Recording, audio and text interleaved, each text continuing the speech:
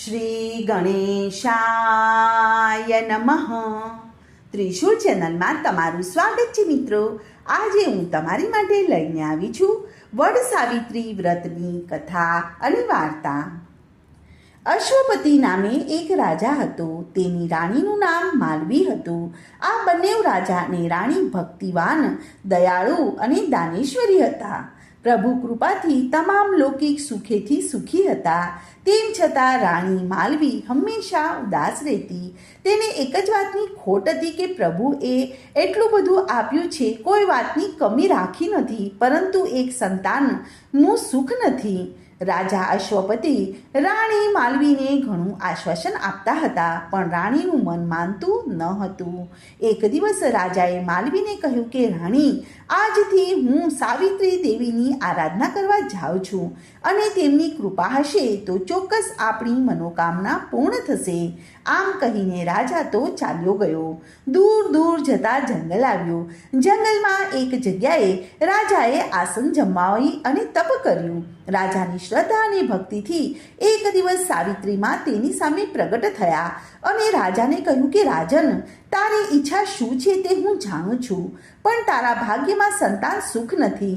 તેમ છતાં તારી શ્રદ્ધા અને ભક્તિથી મને ખુશી થઈ છે, માટે જા, તારે ત્યાં કન્યાનો જન્મ થશે. આમ કહી અને આશીર્વાદ આપી અને સાવિત્રીમાં અંતર ધ્યાન થઈ ગયા. રાજાને તો હરખનો પાર નહોતો. તે તો આનંદ પામતો પામતો પોતાના મહેલે ગયો અને રાણીને બધી વાત કહી સંભળાવી. સમય જતાં કાંઈ વાર લાગતી નથી. 9 માસ પૂરા થયા અને રાણીને ત્યાં એક સુંદર કન્યાનો જન્મ થયો.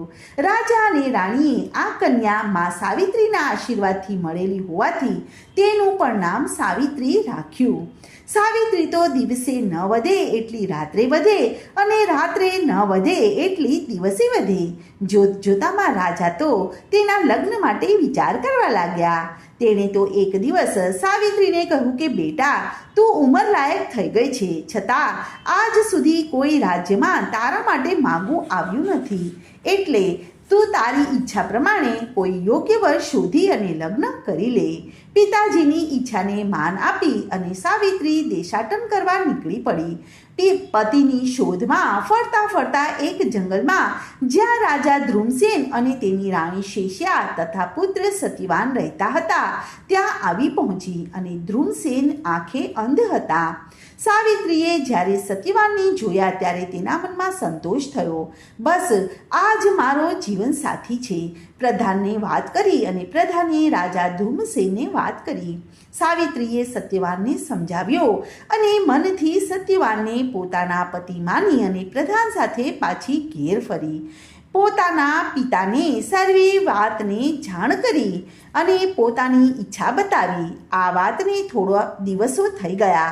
એક દિવસ રાજા બેઠા હતા ત્યાં તો નારદજી કરતાળ અને તંબુરો વગાડતા નારાયણ નારાયણ જાપ જપતા આવ્યા અને રાજાએ તેમને પ્રણામ કર્યા. આસન ઉપર બિરાજવાનું કહ્યું. નારદજીએ આસન ઉપર સ્થાન લીધું. એ જ સમયે સાવિત્રી ત્યાં આવી પહોંચી. તેણીએ પણ નારદજીને પ્રણામ કર્યા. નારદજીએ સાવિત્રીને પરણાવવા બાબત રાજાને પૂછ્યું. ત્યારે રાજાએ સાવિત્રીએ જ નમ્ર ભાવે પોતાની વાત કરી. સાવિત્રીની વાત સાંભળી અને નારદજીએ કહ્યું કે સાવિત્રીએ પોતાનો યોગ્ય વર શોધ્યો છે, પણ દેવર્ષિ, તમે બોલતા કેમ અટકી ગયા? કાંઈ છે જરૂર? જો આપ નહીં કહો તો મનમાં ઉચાટ રહેશે, માટે સત્ય વાત જણાવો. દેવર્ષિ રાજાએ કહ્યું. તો સાંભળ રાજન, ધ્રુમસેનના પુત્ર સત્યવાનનું આયુષ્ય ઘણું ટૂંકું છે. આજથી 1 વર્ષ બાદ તેનું મૃત્યુ થશે. બસ એટલા માટે જ હું અટકી ગયો હતો, પરંતુ સાવિત્રીએ નક્કી કર્યા પ્રમાણે તેના લગ્ન સત્યવાન સાથે જ કરાવો. ભાવિ પ્રબળ છે, લખ્યા લેખ મિથ્યા થવાના નથી. ભગવાન નારાયણ સૌનું કલ્યાણ કરશે. આટલું કહી અને નારદજી તો નારાયણ નારાયણ કરતા ચાલ્યા ગયા. દેવર્ષિ નારદજીની કહેલી વાત ઉપર વિચાર કરીને રાજાએ સાવિત્રીને ઘણી સમજાવી અને મહેનત કરી, પણ સાવિત્રી તો એકની બે ન થઈ. તેથી રાજાએ સાવિત્રીના લગ્ન કરી દીધા. સાવિત્રી તો પોતાને ફાળે આવતું કામ ઝડપથી પતાવી અને સત્યવાન સાથે જંગલમાં સાસુ સસરાની આજ્ઞા લઈને જાય છે, જેથી કરીને સત્યવાનને કાંઈ પણ થાય તો પોતે તેમની સાથે જ હોય. આમ એક દિવસ સત્યવાન જંગલમાં લાકડા લેવા જાય છે, ત્યાં સાવિત્રી પણ તેની સાથે જ છે. સાવિત્રીને એક જગ્યાએ બેસાડી અને સત્યવાન લાકડા કાપવા માટે એક ઝાડ પાસે ગયો અને જ્યાં કુહાડીનો ઘા મારે છે ત્યાં જ તેને ચક્કર આવવા લાગ્યા અને તે નીચે પડી ગયો.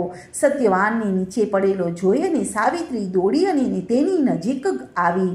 સત્યવાનનું માથું ખોળામાં લઈ અને તે તો રડવા લાગી.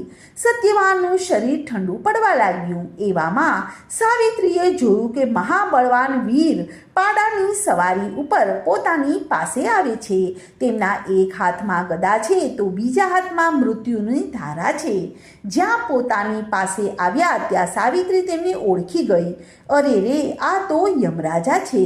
અને તે બોલી ઉઠી કે યમરાજા, હું એ જાણું છું કે માનવીના પ્રાણ લેવા તમારા દૂતો આવે છે, પરંતુ તેને બદલે આજ આપ જાતે આવ્યા, તેનું કારણ શું છે? ત્યારે સાવિત્રીનું કહ્યું સાંભળી અને યમરાજા બોલ્યા કે બેટી સત્યવાન તો એક સત્ય પુરુષ છે, નીતિવાન છે, ધર્મિષ્ઠ છે, માટે તેના પ્રાણ લઈ શકવાનું મારા દૂતોનું ગજું નથી. તેથી હું જાતે જ આવ્યો છું. આટલું કહેતા તો યમરાજાએ સત્યવાન ઉપર મૃત્યુનો પાશ નાખ્યો અને સત્યવાનનો પ્રાણ તેના શરીરમાંથી ખેંચી લીધો અને સત્યવાનના પ્રાણને લઈને યમરાજા ચાલવા લાગ્યા. યમરાજાને જતા જોઈ અને સાવિત્રી પણ તેમની પાછળ પાછળ ચાલવા લાગી. સાવિત્રીને પોતાની પાછળ પાછળ આવતા જોઈ અને યમરાજા બોલ્યા કે દીકરી, તું ઘણી આગળ આવી ગઈ છે, હવે અહીંથી તું પાછી વળ. હવે મારી પાછળ આવવાનો કોઈ અર્થ નથી. હવે તારાથી મારી પાછળ ન અવાય. ત્યારે સાવિત્રીએ કહ્યું કે પ્રભુ, મારી પ્રતિજ્ઞા છે કે મારો પતિ જ્યાં પણ જાય ત્યાં મારે પણ તેની પાછળ જવાનું અને સાથે સાથે આપ જેવા પવિત્ર પુરુષનો સંગ થયો છે, માટે એ સંબંધની દ્રષ્ટિએ હું પાછળ પાછળ આવીશ. અને હા, આપે તો મને દીકરી કહી છે, તેથી દીકરી બાપની પાછળ આવવાનો હકદાર છે. આવે દાવે હું તમારી પાછળ પાછળ આવીશ. મહાપુરુષ તો પતિવ્રતા ધર્મને પાળવાનો ખાસ આદર્શ આપે છે અને તેને ધર્મ ગણાવે છે. તો મહારાજ, એ ધર્મ પાળવામાં મને તમે શા માટે રોકો છો? ત્યારે સાવિત્રીની વાત સાંભળીને યમરાજા ઘણા ખુશ થયા અને બોલ્યા કે બેટી, તારી ચાતુર્યભરી વાણી સાંભળીને હું તારા ઉપર પ્રસન્ન થયો છું. માટે બેટી, તું મારી પાસેથી જે જોઈએ તે વરદાન માંગી અને પાછી વળ. ખરેખર મહારાજ, આપ મારા ઉપર પ્રસન્ન થયા છો, તો હું માંગુ છું કે મારા અંધ સસરાને દિવ્ય ચક્ષુ મળે અને તેમનું આંધળાપણું દૂર થાય. આવું સાવિત્રી બોલી. તથાસ્તુ બેટા, હવે તું પાછી વળી જા. એમ કહી અને યમરાજા ચાલતા થયા. પણ થોડે દૂર ગયા અને પાછળ જોયું તો પાછી સાવિત્રી તો પાછળ પાછળ જ આવતી હતી. તેને જોઈ અને યમરાજાએ કહ્યું કે દીકરી, આગળ જતા રસ્તો ઘણો કઠણ છે અને તેથી ખૂબ થાકી જઈશ, માટે પાછી વળ. યમરાજાનું કહ્યું સાંભળી અને સાવિત્રી કહે કે ભગવાન, આપવું જ હોય તો મારા સસરાનું ગયેલું રાજ અને પાટ તથા સુખ અને સાહેબી પાછી મળે. મારા પિતાને પુત્ર નથી, તેથી તેમને પુત્રની પ્રાપ્તિ થાય તેવું વરદાન આપો. તથાસ્તુ કહી અને હવે દીકરી, મારું માની અને પાછી વળ. યમરાજા બોલ્યા, મહારાજ, આપ તો પરમ પવિત્ર પુરુષ છો અને મહાપુરુષોએ કહ્યું છે કે એવા પુરુષોનો સંગ સદાય કરવો, અને આપ તો મને જવાનું કહો છો, તો હું કેમ જાઉં? સાવિત્રીના મધુર વચનો સાંભળી અને યમરાજાએ કહ્યું કે દીકરી, આવી તારી મધુર વાણી સાંભળી અને મને તૃપ્તિ થતી નથી, પરંતુ મારા રસ્તે હવે તારાથી જવાય નહીં. માટે તારા પતિના જીવ સિવાય હજુ પણ તું વરદાન જોઈએ તે માંગી લે અને પાછી વળી જા. આ સાંભળીને સાવિત્રી બોલી કે હે યમરાજા, આપે જો ખરેખર મને આપવું હોય તો મને બળવાન એવા 100 પુત્રો પ્રાપ્ત થાય એવું મને વરદાન આપો. સાવિત્રીને ગમે તેમ કરીને પાછી વાળવા માટે ઉતાવળા યમરાજા ચૂક્યા અને બોલ્યા, તથાસ્તુ, દીકરી એમ જ થાય અને હવે તું પાછી વળ. ત્યારે સાવિત્રી બોલી કે મહારાજ, હવે તો મારાથી પાછા જવાય જ નહીં, કેમ કે આપે મને 100 પુત્રો પ્રાપ્ત થાય એવું વરદાન આપ્યું છે અને તે મારા પતિ વગર અશક્ય છે. મારા પતિને તો આપ લઈ જાઓ છો અને તેથી હું મારા પતિ સિવાય કેમ પાછી વળું? શું આપનું આપેલ વચન મિથ્યા જશે? ત્યારે યમરાજા બોલ્યા કે સાવિત્રી, તે પતિવ્રતા ધર્મના બળે અને વાણી ચાતુર્યથી મને પરવશ બનાવી દીધો છે અને તારા સતીત્વની સામે મારી આજે હાર થઈ ગઈ છે. દીકરી, મારું આપેલું વચન કદાપી મિથ્યા થાય નહીં, માટે લે આ તારા પતિનો આત્મા, આનંદથી તારી સાથે લઈ જા અને જા, તારા પતિનું આયુષ્ય 400 વર્ષનું કરી અને આપું છું, માટે જા, તું સુખી થા, મારું વચન લે, કલ્યાણસ્તુ કહી અને યમરાજા અંતર ધ્યાન થઈ ગયા.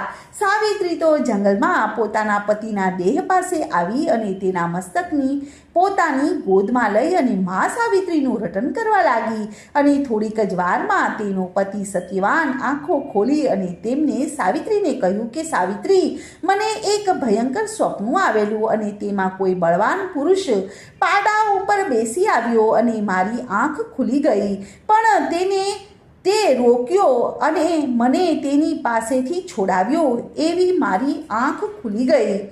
સાવિત્રી બોલી કે નાથ, તે સ્વપ્ન ન હતું પરંતુ સત્ય હતું અને સાવિત્રીએ બનેલી વાત કહી સંભળાવી. પછી તેઓ પોતાના ઘર તરફ ચાલ્યા.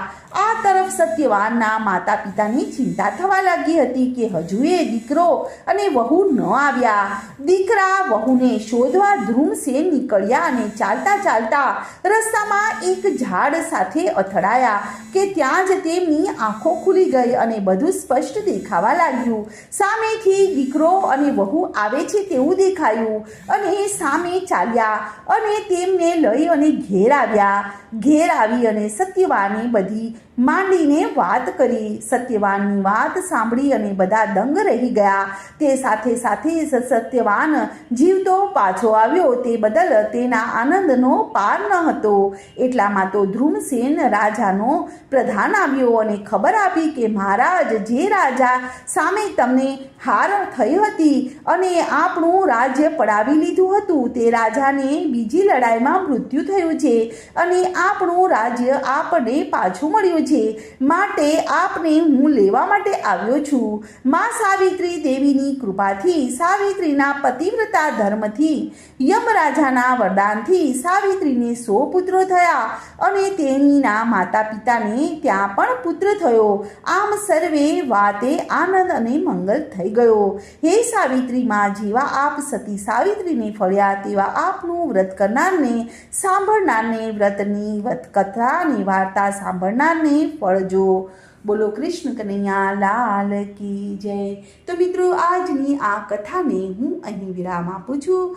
કાલે ફરીથી આવીશ એક નવી કથા અને વાર્તા લઈને. ત્યાં સુધી બધાને મારા જય શ્રી કૃષ્ણ. ધન્યવાદ.